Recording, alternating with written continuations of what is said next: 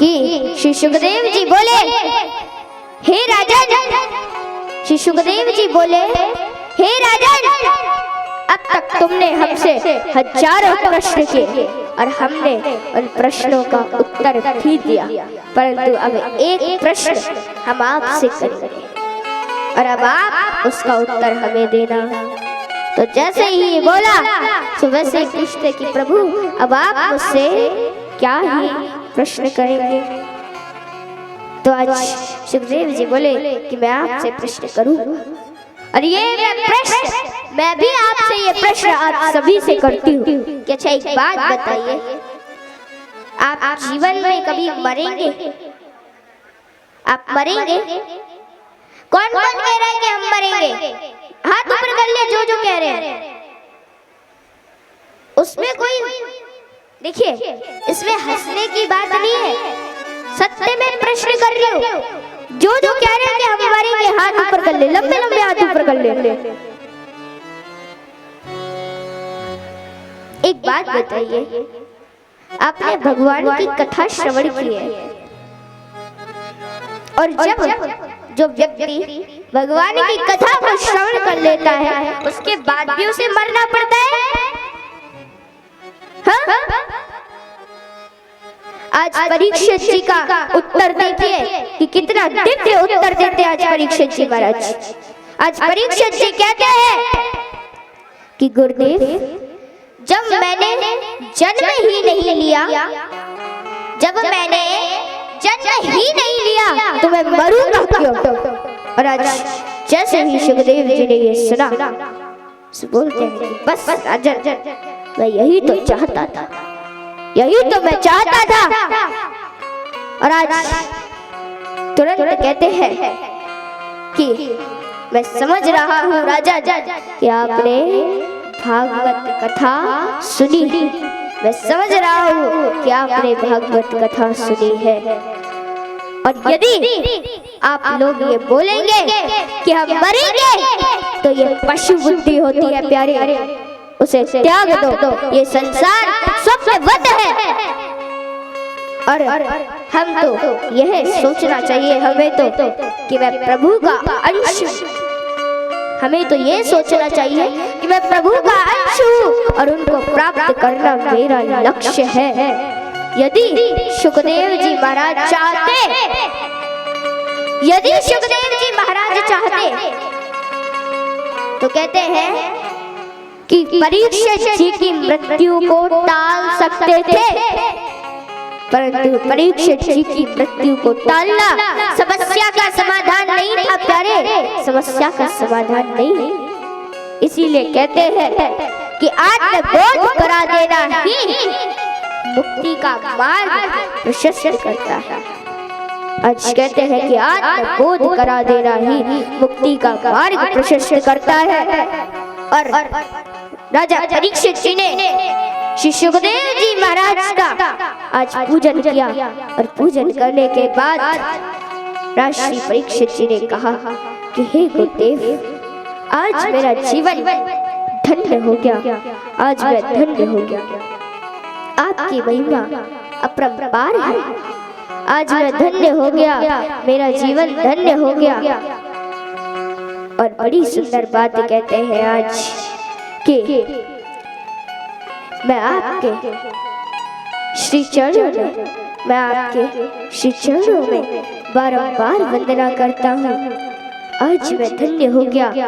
और महाराज परीक्षित जी को उपदेश देकर के श्री सुखदेव जी महाराज वहां से अंतर ध्यान हो गए। बोले श्री सुखदेव जी महाराज की।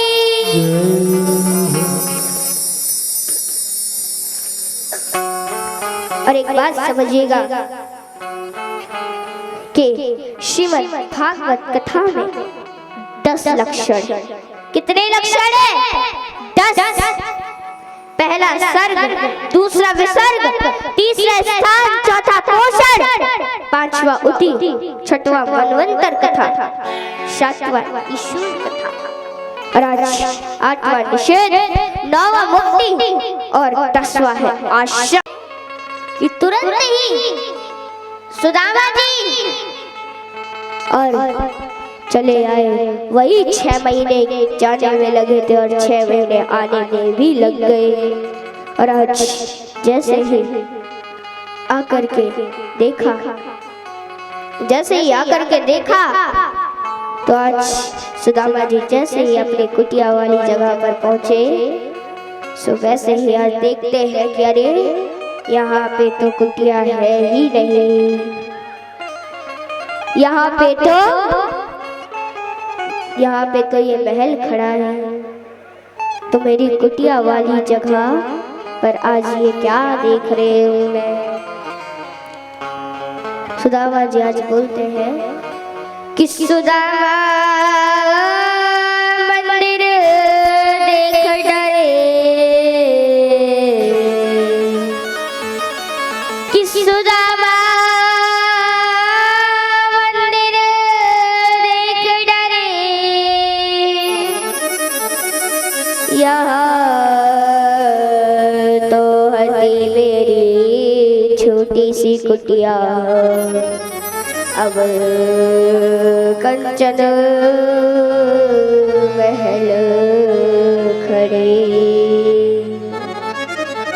और आज तुरंत और सुदामा जी ने जैसे ही देखा कि यहाँ तो महल है, तो द्वारपालों से पूछा कि ये कौन सी नगरी है। बोले सुदामापुरी। सुदामा जी सोचे अरे मेरे नाम की नगरी, मुझे लगता है कोई सुदामा नाम का सेठ होगा, तो उसी ने मेरी कुटिया हटा के और अपनी नगरी बसा ली है। बोले तो अच्छा, अपने सुदामा जी को, अपने महाराज को और बाहर थोड़ा भेजिए, तो हम उससे पूछ ले कि हमारी कुटिया कहाँ है। तो आज द्वारपाल बोलते हैं कि वे तो द्वारिका गए हैं। सुदामा जी सोचे अरे द्वारिका तो मैं ही गया था, परंतु मेरी कुटिया होने का क्या तात्पर्य है। और आज ऐसा सोचते हैं फिर सुशीला जी को बुलाया। सुशीला जी भी 1 साल में मोटी ताजी हो गई। तो आज सुदामा जी बोलते अच्छा, तो अब तो तुम्हें समझ आ ही गया होगा, रोज परेशान करती थी ना तुम मुझे है कि द्वारिका जाओ, द्वारिका जाओ, अब सोने की रोटी खाओ, चांदी की दाल खाओ और तुम आराम से बढ़िया से रहो। मैं तो जा रहा हूँ वन में और वहीं पर जा करके अपनी कुटिया बनाऊंगा और भगवान का भजन कीर्तन करूंगा। और तुरंत आज कहते हैं कि सुशीला जी ने कहा कि आप जाएंगे तो हम भी जाएंगे। और आज बड़ी ही सुंदर बात कहते हैं महाराज कि इधर पे और कहते हैं सुदामा जी कि जैसे ही सुदामा जी और सुशीला जी जाने लगे, सो वैसे ही तुरंत और आज तुरंत ही और आज जा करके कहते हैं क्या, जा करके और देखते हैं क्या रे अंदर कोई बुला रहा है।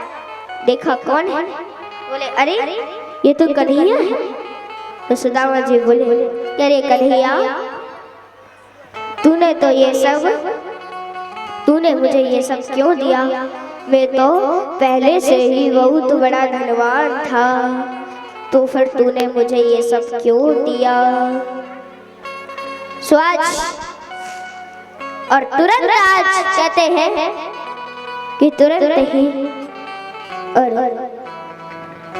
आज कहते हैं भगवान कि सुदामा जी इसे मेरा प्रसाद समझ करके और ग्रहण करो। और एक बात समझिएगा, नारायण भगवान जल्दी प्रसन्न नहीं होते, और जब प्रसन्न होते हैं तो फिर इतना धन देते हैं कि जो जीवन भर नष्ट नहीं होता है। परंतु एक बात समझिए, क्या विपदा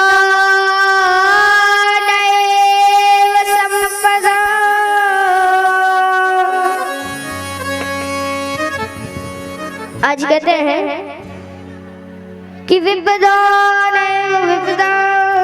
संपदनैव संपदा विपदो विश्वैडं वैष्णो नारायणं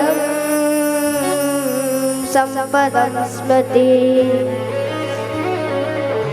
और आज कहते हैं कि श्रीमद् भागवत कथा सार एकादशम स्कंद समाप्त व द्वादशम स्कंद प्रारंभ। और बड़ी सुंदर बात कहते हैं आज कृष्ण अपने सुधर्मा सभा में बैठे हैं। आज भगवान श्री कृष्ण अपनी सुधर्मा सभा में बैठे हैं, एकदम गंभीर होकर के बैठे और अपने पुत्रों से कहा कि आजकल आप लोगों की बहुत शिकायतें आने लगी हैं। आजकल आप लोगों की बहुत शिकायतें आने लगी हैं।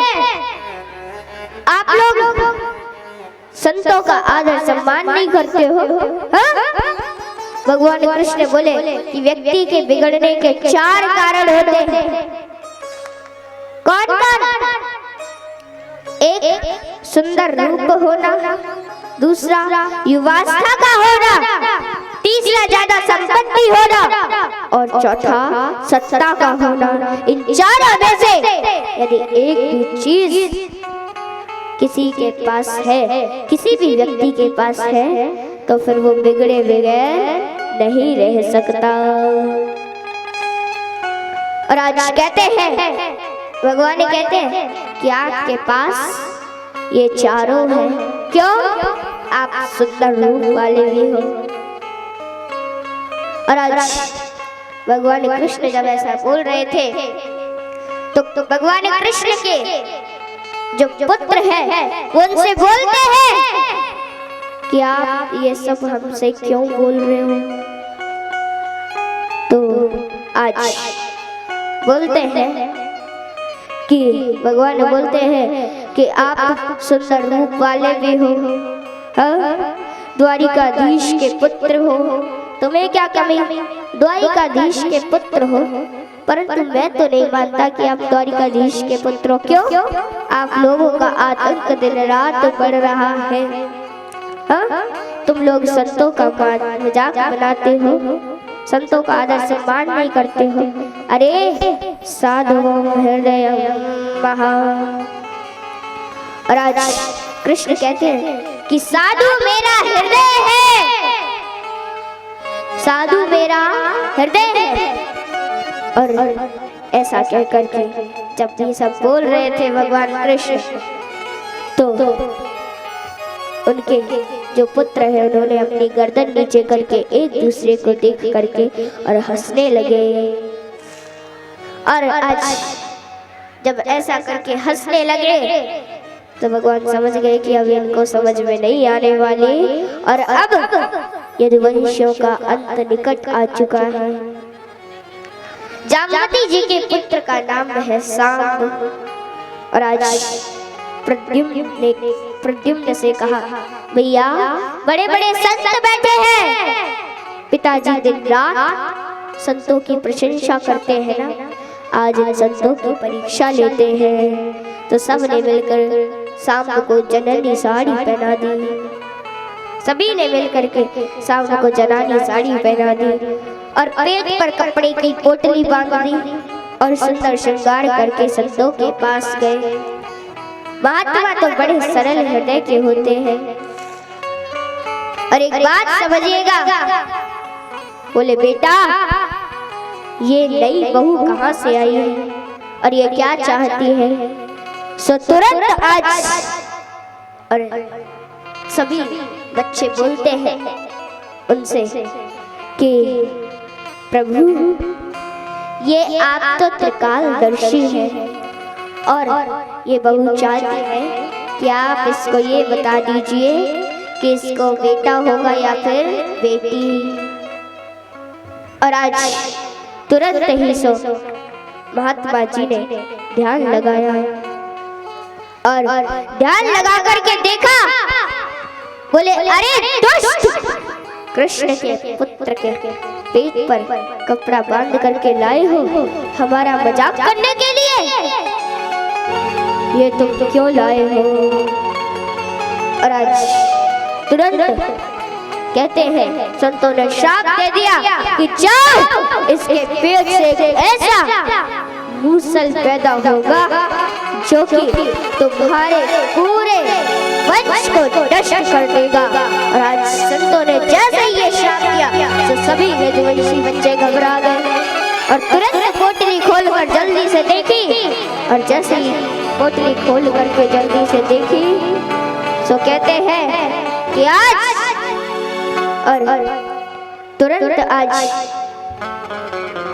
सभी बच्चे घबरा गए और अपने बाबा के पास गए और जाकर बाबा उग्रसेन को बताया, सारा वृत्तांत सुनाया। तो उग्रसेन जी ने कहा कि जाओ, लोहे के